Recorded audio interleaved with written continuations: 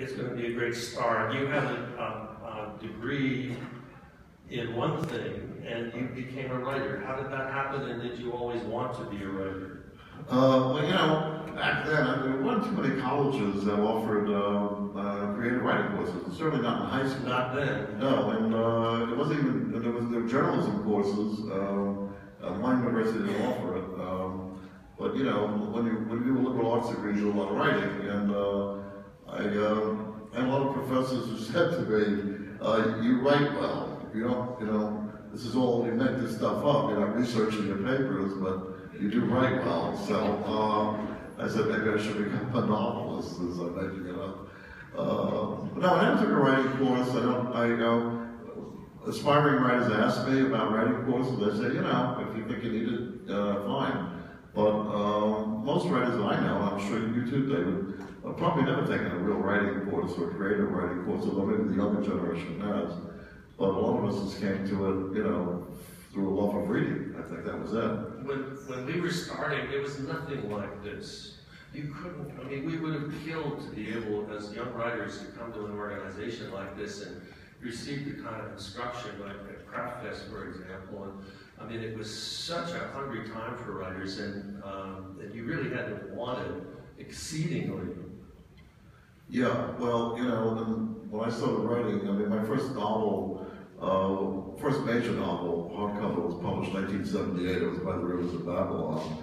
But I'd been writing for 4 years before that. I was doing paperback originals, police procedurals.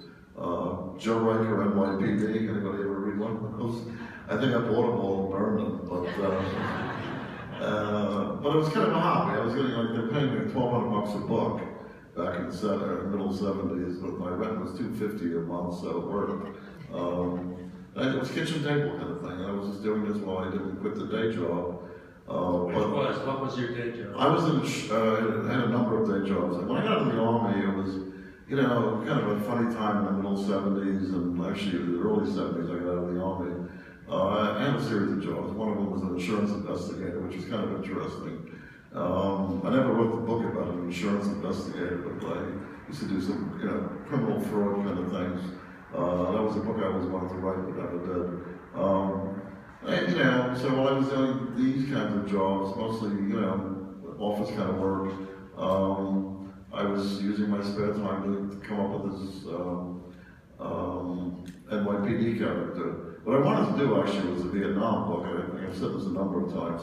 What got me into writing was Vietnam itself. I wanted to write the Great American War novel, but nobody was interested in the Great American War novel vis-a-vis Vietnam. It was vertically published then. The war was still going on when I got in the Army. But it got me into the process of sitting down, trying to get my thoughts together, and figuring out punctuations and grammar and that type of thing. So, but then I had a friend who served in the Army with me. It was a paperback editor, got his old job back with Manor Books. Remember Manor Books with little Belmont Tower Press? These are paperback houses, and he said, look, nobody's interested in your Vietnam stories, but NYPD is very, very hot at the moment. It was the days of Batman and Robin and Serpico and that type of thing. And he said, why don't you try some of this? And they gave me a whole bunch of these paperback series novels. And I read them and I said, you know, I think I can do this. It seems simple enough. And I sat down and I wrote one and we published it. They gave me $1,200 and that's how I got published. But my sense is that you didn't just suddenly say, hey, you know, I'm going to write a novel. What about when you were a teenager? What was, I have that feeling that it's maybe a little earlier. Well, it was in a way, you know, again, this is kind of a generational thing. I grew up with Hemingway and Steinbeck and then Norman Mailer, you know, and Mailer was, you know, kind of an influence because he wrote Naked and Dead. I said, you know, the Great American War novel. And I was a voracious reader, but I think we all were then because there was nothing else to do. There were 3 channels on television, and my father, you know, controlled the TV. So, and I could watch boxing or the New York Yankees, or could watch my mother's soaps during the day. But so, you know, I read. We all read. You know, maybe Hemingway in a way influenced me because it sounded like a good life. You know, a lot of women, a lot of drinking, a lot of adventure. Those novels in the old days, I think they lived a lot more of the life that they were writing about than perhaps novels do today. So, you know, it was kind of a sexy profession then, because of people like, I guess, Hemingway and Steinbeck and could name them all, and Scott Fitzgerald. So, you know, it was one of my little fantasies that maybe someday I'll be a writer. But I never really pursued it in college, but it was, again, the Vietnam experience that said, maybe I have something to write about now. And I think that was the catalyst, but yeah, it was there for a lot of years before that. Now that's Hemingway said that if you wanted to be a writer, you should hire somebody to stand by you while you hanged yourself. And then at the last moment, they would cut you down just before you were dead, and then you'd have something to write about. And a generation came out of Vietnam wanting to write about it. Yeah. So how did Vietnam and your interest in writing, your determination to write, show up in the 1978 breakthrough book for you? It didn't really, but I had submitted this manuscript, partial manuscript about Vietnam, to Bernie Geis. Bernie Geis was kind of an icon of it, and you remember Bernie. Bernie Geis published Jack Nicholson's Valley of the Dolls. He published early William Peter Blatty before The Exorcist. And then one day, he told Blatty, he said, I don't think we can do any more business together, and Blatty went off and wrote The Exorcist, but everybody in publishing has a story like that. But Bernie was a mentor to a lot of young writers, and even middle-aged writers, and I was a young writer in those days. He kind of took me under his wing, and he said, we don't really want this Vietnam book, but I have a book that I want you to write about Arabic terrorism, I think he called it. This is 1978, and nobody even touched that subject except Harris and Black Sunday. And that might have been the only major book certainly written about Islamic terrorism. But he said, this is what he wanted me to do, and I said, okay, I don't know anything about it, but we'll give it a shot. And he actually advanced money so I could pay the bills, and I sat down, and I worked with him, and I worked with his editor, and I wrote By the Rivers of Babylon. It was a real, it was a thick book, hardcover, the whole 9 yards. I was impressed, and Book of the Month Club, everything all of a sudden, changed my life immediately because of the money involved. I was able to, now quit the day job and devote myself full-time to writing. And the second book was Cathedral, when I was like 1980. And, now I have the resources, I have the publisher, I have an agent. You always attract an agent after you're published, right? You all know that. And I realized that I was a writer. There was no more day job. And I enjoyed it. I know there was a lot of subjects I wanted to explore, but I didn't get to Vietnam until Word of Honor, which was about 1986. I think at that point, people were ready for the Vietnam novels, and a lot of good Vietnam movies had come out, Deer Hunter and Coming Home, and I was responsible for one of them myself. Right, exactly. I was going to mention that. You cut me off, I was going to mention that. What year was that, David? What year was that? First Blood, the movie came out in 1982. 82, right. Yes. And of course, First Blood Part 2, Rambo, right. That was in 1985. Wow. Believe it or not, It was in there. One of the things was in the 70s, nobody wanted to accept anything about Vietnam because of the mood of defeat that hung over the nation. You had to have lived through that to really appreciate it. And in the 80s, the history was reinvented somewhat. You might want to talk about that. Well, that's exactly right. And the climate had changed, and a lot of the good war novels, were written really well after the war. I mean, Naked and the Dead is one of the few that were kind of close to the war. I think it was 47 or 48. But many of the really good ones were written with the perspective of the war having been over, and there wasn't a lot of the what you call the emotion that drove people to one camp or the other. Now I can, and Word of Honor is not about the war per se, it's about after the war and the sort of flashbacks to the war. But even I was an infantry officer who saw combat, was able to kind of remove myself a little bit from it. I think it made it a better novel because I was a little bit more subjective and a little bit more objective, I should say, than I would have been had I written that novel that I wanted to write in the early 70s. And every once in a while I take it out of the drawer and I look at it and I say, the climate wasn't right at the time, but also it wasn't that good a book. And I think, you need a little bit more maturity if you're going to write about a subject that imports. So, it worked out. The takeaway on this is don't throw anything away, and if you feel the urge and you write the book, eventually, if you're determined, you'll find a way. The next book, From Word of Honor, is a book that I'm especially fond of called The Charm School. And those of you who know a book that ITW published, that's actually from Ocean View, but it was part of our educational program. I was an editor for it, and my friend Hank Wagner was an editor for it, called Thrillers 100 Must Reads. And Charm School is one of the books. It's an absolute must-read. And I always thought of that as the really breakthrough book for you. I heard a story that Borders, the buyer for Borders, really liked that book. They were Borders fans. The nostalgia, and earlier we were talking about Very Nice. In those days, there were 42 independent books publishers in New York City. Think about the market that was available and how it went like this. So does this ring a bell to you? Yeah. Okay, do you want to talk about that? Well, I remember that you guys listed Charm School at about 98, I think. Out of 100. That's not bad. I got a book, Charm School was a Cold War thriller. It was, I grew up during the Cold War. I was, when I was a kid, the air raid sirens were going under the desks, and this atomic bomb was going to fall, and the desk was going to protect us. But, you grow up with that.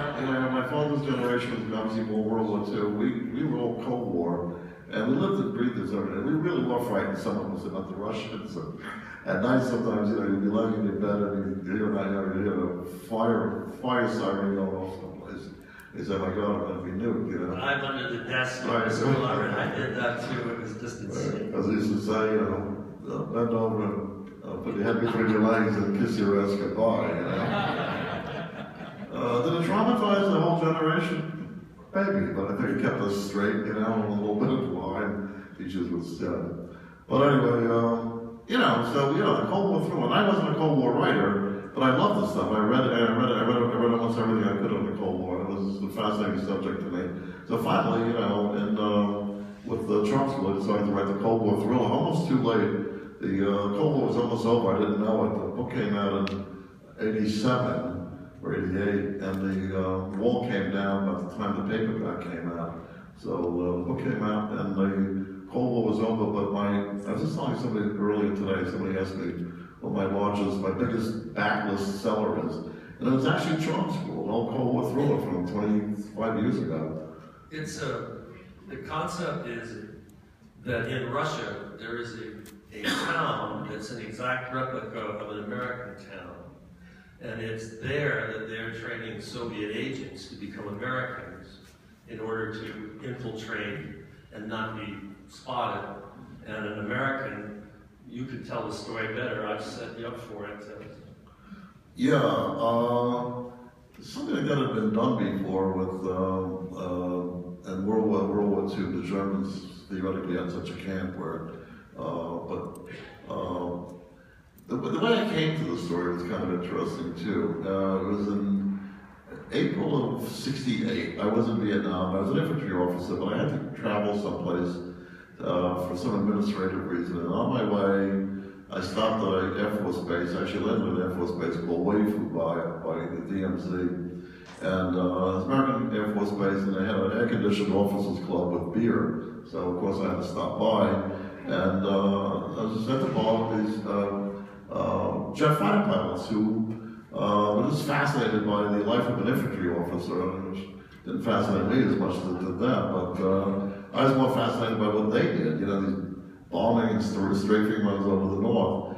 But then we got around to the MIAs. What's happening? Where are these guys, guys who were shot down, seen parachuting safely out by their colleagues, but their wingmates, but never appearing on POW lists. And one of these guys at the bar said, he says they're being taken to the Soviet Union, because the Soviet Union is giving the North Vietnamese these ground-to-air missiles to shoot our planes down. In exchange, we're giving them some of these pilots to train the Red Air Force in American tactics.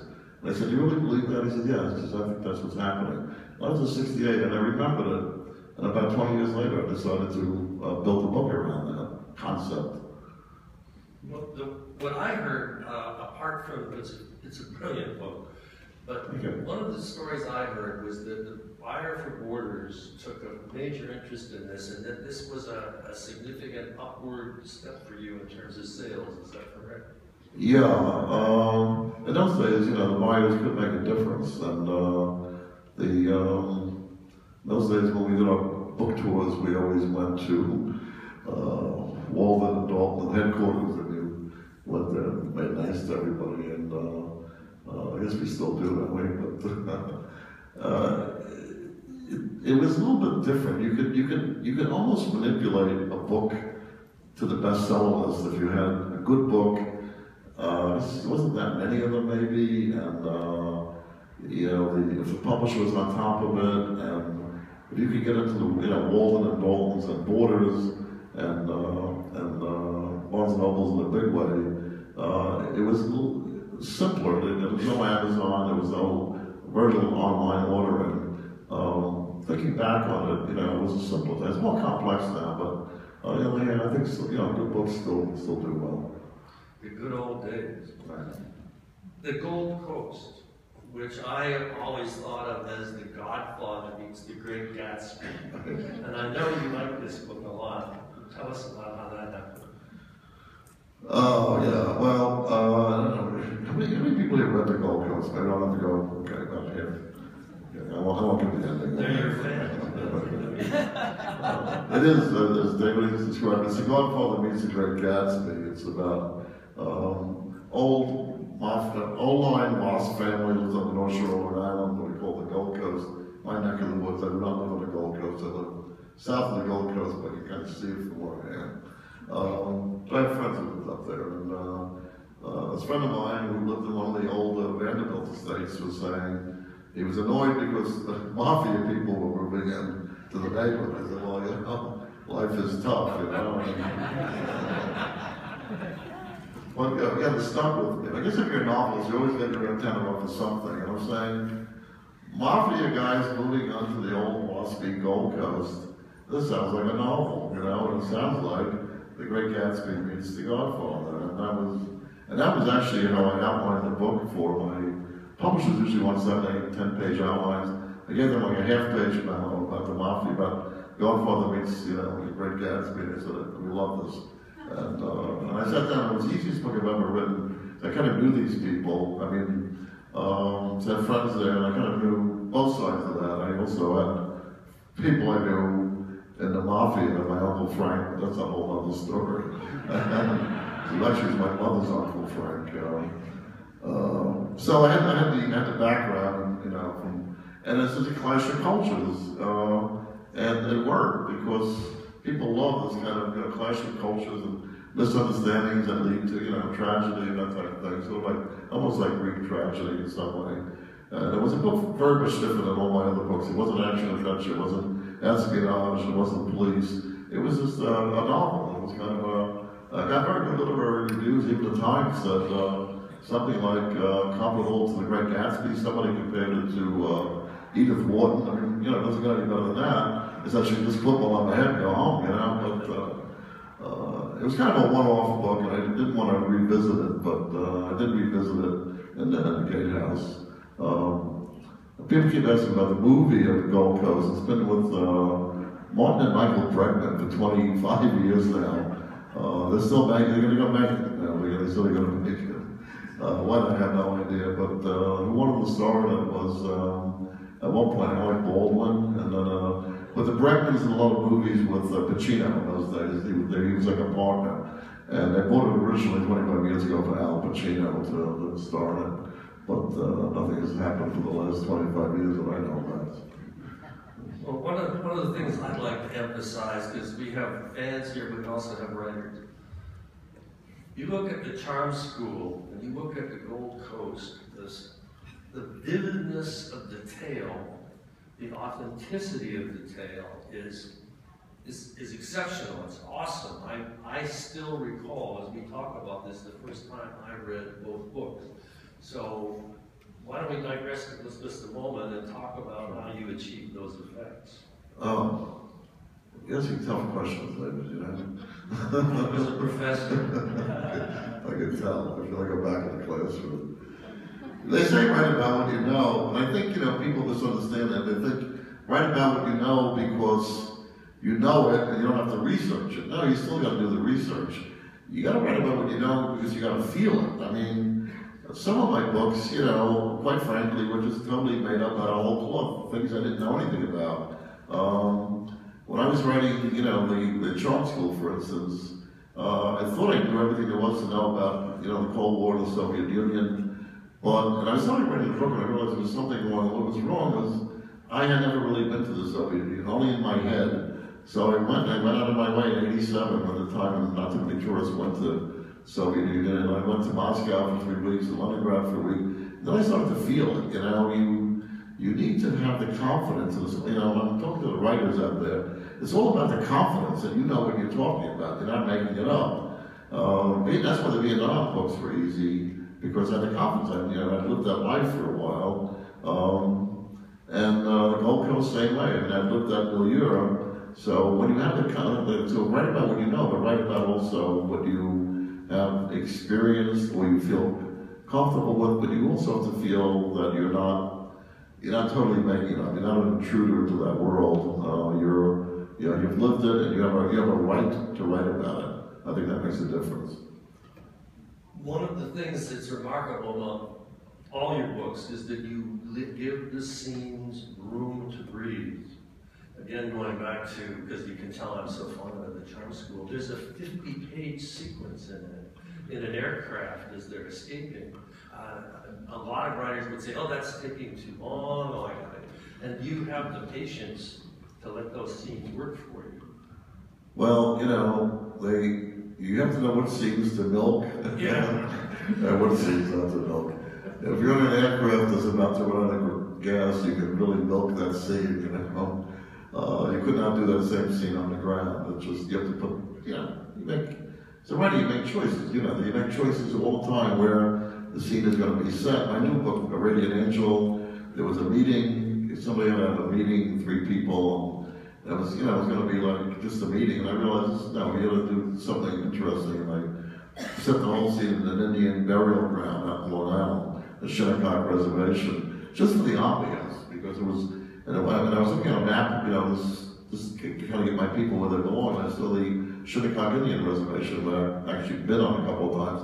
I said, this is a good place for a midnight meeting, and so you make those decisions all the time, and you know as well as I do, some scenes are necessary scenes, and you got to get the information out, but it can be boring if you're not careful, so you should have something else going on, like something hanging over somebody's head that's about to drop, or an airplane is about to run out of gas, and that'll keep the reader engaged, I think.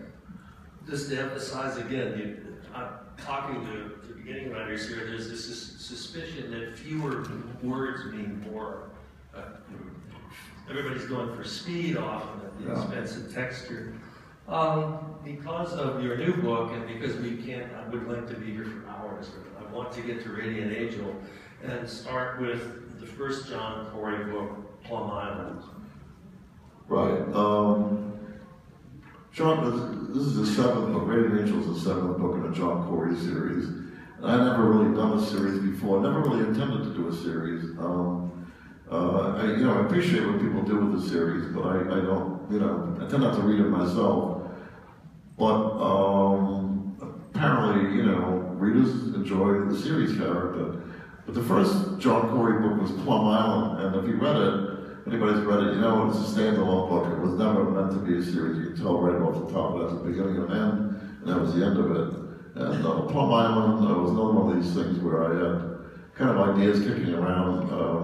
It has to do with, I won't get too much away, but it has to do with Captain Kidd's treasure. And ever since I was a kid on Long Island, we were digging up people's backyards and beaches looking for Captain Kidd's treasure. So I kind of knew that world. And the other one was the world of Plum Island itself, which is where it was, theoretically, it was a bio-warfare research center years ago, run for a long time by the Department of Agriculture, now run by Homeland Security. These were 2 ideas that I had for 2 different books. And one day I said, just put these together, and we have a novel here. We're not really sure what the book is about. It's either about the biological warfare research and somebody stole some stuff, or it's about Captain Kidd's treasure, which you're going to find out later. But, you know, I love the book. It was easy to write. Not so much easy, but I was familiar with the, you know, again, the terrain. But I created this character, John Corey. I just needed somebody to put into this book, and I put this guy in who was convalescing from wounds received under the line of duty, and the book did very, very well. But what I noticed is that now my fan mail coming in was all about John Corey, and we're going to see this character again, and I think to myself, no, why should we see him again? I'm tired of him. Aren't you guys tired of him? No, apparently not. Publisher came to me and said, you know, would you consider a series? And I said, no, not really. And then she showed me the sales figures. I said, you know, maybe we could talk about a series. So that's how John Corey was born, and I just fell into it. I did not start out to do that. And people think when you create a series character that it's easy, but you know that you've got so much baggage from the last book, and you don't know how much backstory to tell, and you got to make sure the guy's hair color stays the same, and whatever height he was stays the same. So you really got to go back and read your own novel and continue it in a way that within the internal chronology of the book, in the world of the book, it makes sense. It's easier to really write a standalone novel than it is to write it, to me anyway, to write a series novel. Now I'm on my 7th with Corey, and you know, I can see the longer you go in a series, the more challenging it becomes for the writer. Let's leap forward. I have a couple of thematic things I want to ask you about. But tell us about Radiant Angel, which premiered at #1 on the New York Times list.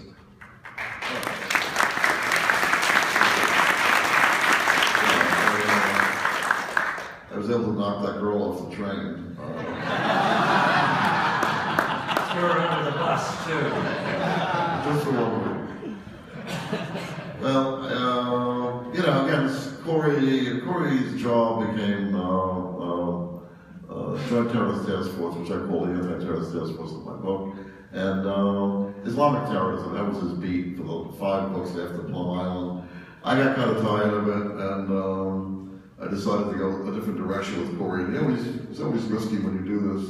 Characters stay the same, but I gave him a new job, and so now he's involved with diplomatic surveillance, which is a real job in the city. It's called the Special Surveillance Group. I call it the Diplomatic Surveillance Group in my book. It's the same people. It's about 140 men and women in New York whose job it is to watch UN delegates. Not all of them, obviously. We don't care about the guy from, I don't know, Hungary or Czechoslovakia maybe, but mostly they concentrate on China, Russia, Cuba, and some Islamic countries, a few other bad actors, North Korea, obviously. It seemed interesting, but because it's surveillance, it was not inherently interesting.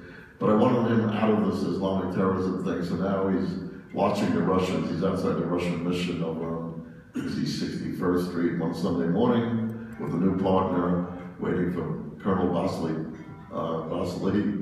Help me. God, I can't believe I forgot the guy's name. What was his name?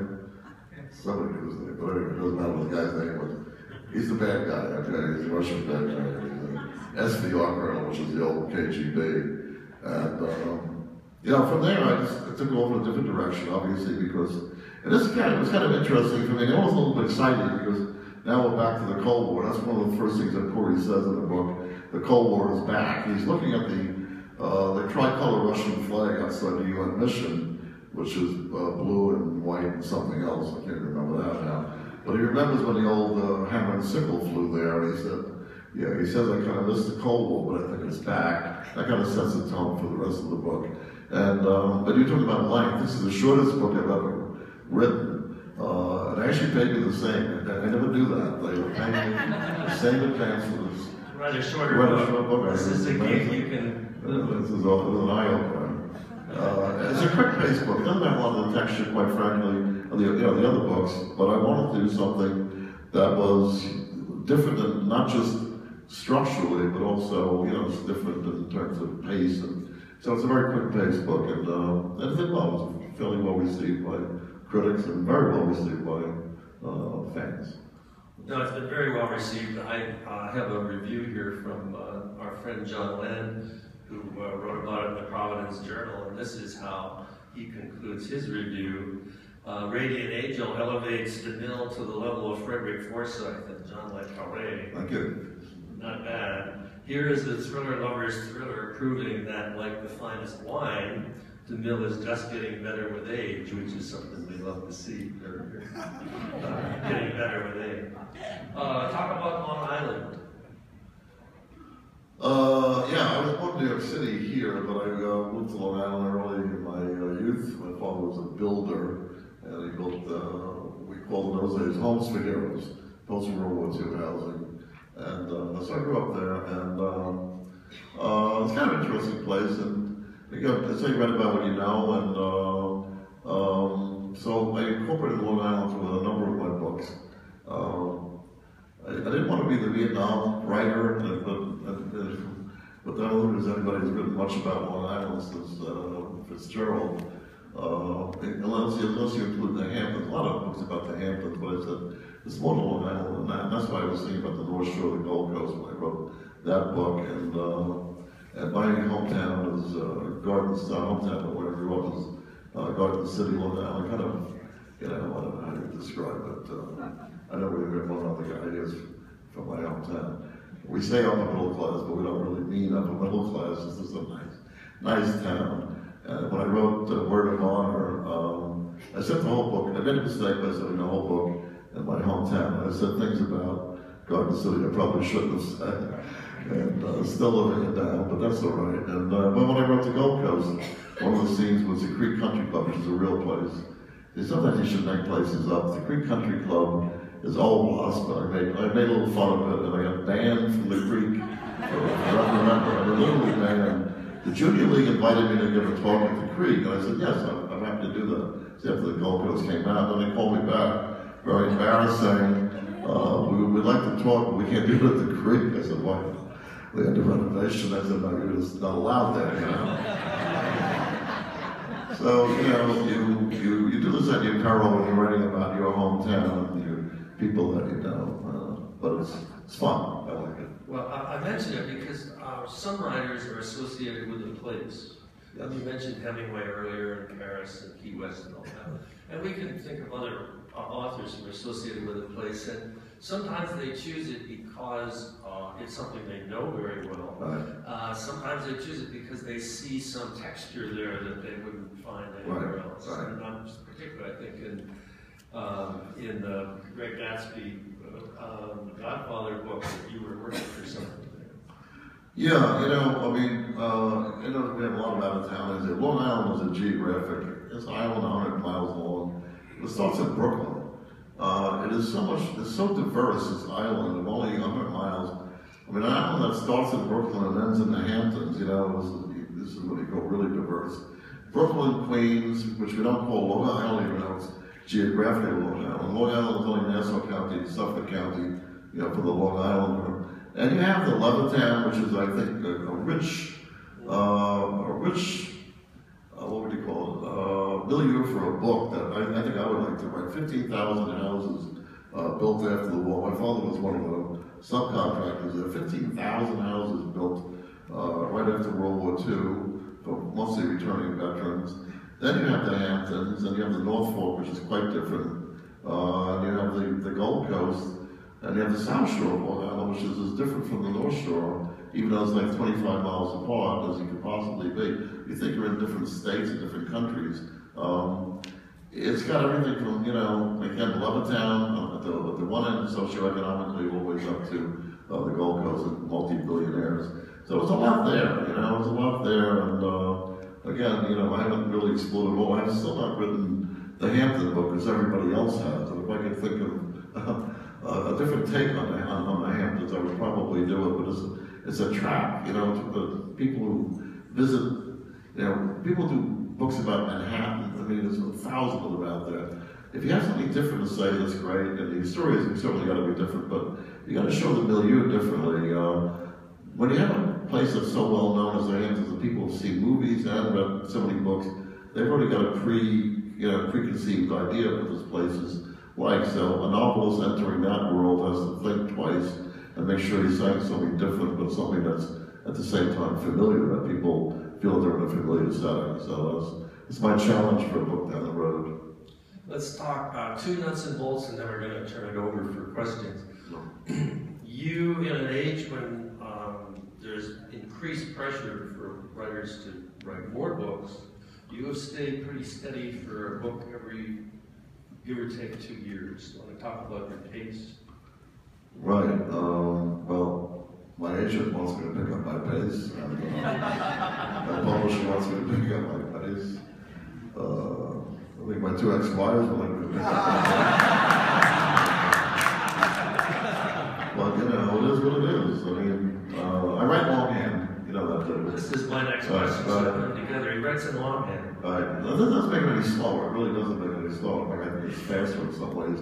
But it's first, second, third draft written longhand. I do a lot of research. If anybody's read my books, a lot of research, and but I also do a lot of drafts. I mean, I'm not happy with the book until I think it's like editor-proof. It never is. If you try to maybe somebody else's eyes are on it, but I also give it to certain people I trust, my wife included, and you know, and my assistant, before I give it to the editor. So that's a process. And I mean, people who can do a book in a year, God bless them, you know, and I'm sure the books are as good as they could be. But my pace is slow. My writing is, when the writing itself is not slow. I can put out 5,000 to 7,000 words in a good day.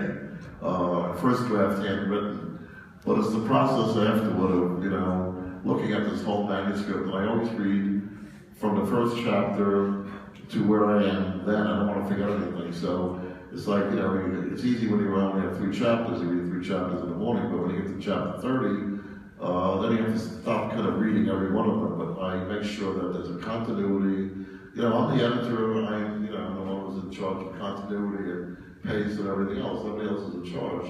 So it takes a while, and I don't know how other people do it, but I know some authors. We know some authors who put out 5 or 6 a year. They have like their own book of the month club or something, but I can't do that. I'm with you. I have to frequently begin to read the manuscript again to remember where the heck I am and to figure out the pace that the novel wants to be. So it's time consuming. Questions? No questions. Look at them. We have satisfied all their curiosity. Yes? Yeah. Did you go to Sanaa, if you're talking about research? Go to? Sanaa. Yemen. Oh. You did a great job on describing it. My last book, The Panther, was all set in Yemen. And I was, it may be the only book that I haven't gone. No, I was going to go. Okay, I won't give you the short version of it. I was going to go to Yemen, but it's a place that was getting a little hot.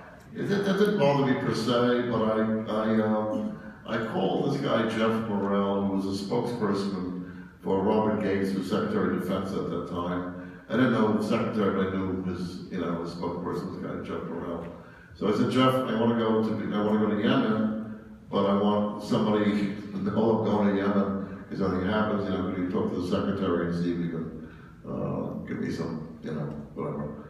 So he said, look, we can't do anything particularly special for you, but I will give you the names of 3 companies that will guard you, people who do this for a living, people with submachine guns, and, I said, whoa. He said, no, you need at least 2 armed guards, otherwise, we can't, you may be in trouble there. So I thought about it, I asked my wife, and she said she didn't want me to go. My ex-wife wanted me to go. But, I said, gosh, I'm in my 60s, do I need this? And I felt bad about not going. And it wasn't that bad at that time, and it was heating up. And I said, even when I was 3/4 of the way through the book, I could have gone. But at that point is when it was some kind of insurrection in Sanaa. And a rocket actually landed in the president's palace and blew up, his throne room or something. I said, this place is, maybe we don't need this, But I have friends who've been there with the Joint Terrorist Task Force, and they had been stationed there, so they had good pictures. They took pictures for me, and that was all I needed. But I would have gone. Sorry. friend of mine at Comedy Central says, what's bad for the Republic is good for the Daily Show. Breaking news virtually every day. Take that over to Russia and Putin. Is what's bad maybe for the world and Putin good for authors? And one step further, is this new Cold War something for us to really dig into? Right, probably going to hear the question, but when things have been, we're talking about Russia and the new Cold War and Putin, the whole Cold War was about that. I mean, the world was on a verge of nuclear Armageddon. Really on the verge. But people found out how to make money out of it. Wasn't that many Cold War movies? There were a number of them, but there were a lot of Cold War novels, thousands of them. So if you're writing this genre, you're writing about conflict. And I think that's what kind of inspired me to do Radiant Angel because of the resurgence of Russia. And there was something to look at, and it hasn't been really looked at that closely, I don't think, in fiction. So, again, I always regretted not having written more than one Cold War thriller before the Cold War ended. So I'm not going to miss the boat on this one. Let's get in on this before somebody nice replaces Putin that was not going to write about it anymore.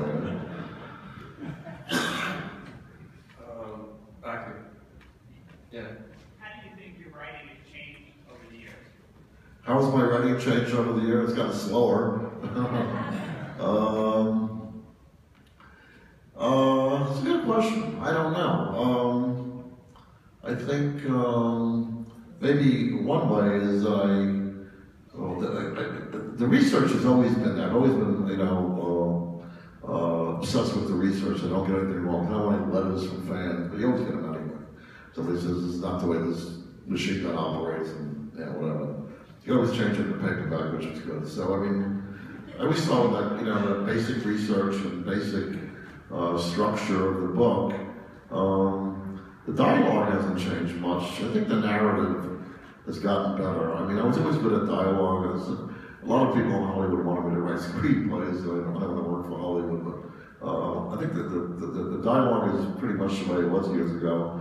The narrative has gotten better, I think, cleaner, and a little bit more, learn how to say, how to say what you want to say, or descriptions of places or things or people in fewer words. So maybe that's tightened up over the years. But I should go back to one of my early books to see if I can answer that question. We have time for one more. Sort of a nuts and bolts question. One thing I noticed in Radiant Angel, maybe you've done it before and I didn't notice, is you stay in a point of view character's head for a very, very longer period of time than I would have the confidence of doing.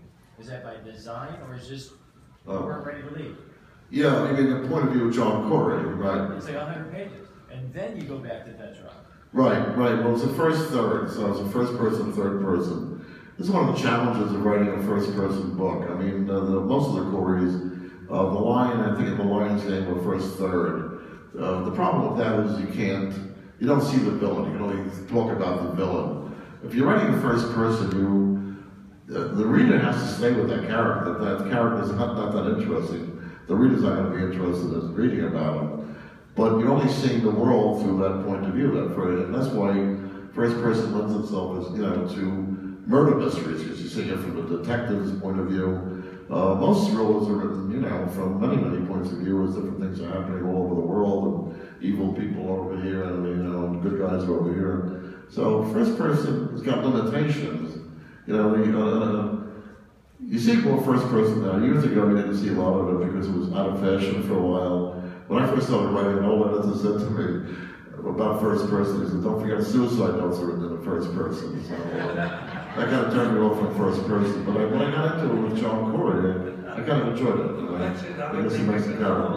The first person and the whole novel is kind of I'd love to keep doing this. This has just been so entertaining for me. I've known Nelson a long time. And one of the things that you realize when you have the opportunity to have a fine writer such as him talking to you is that the voice here is sort of the voice in the books, right? You notice his dialogue. One of the things he's known for is the kind of a comically abrasive tone, right? And that's the guy right there. So a couple of one note before we retire.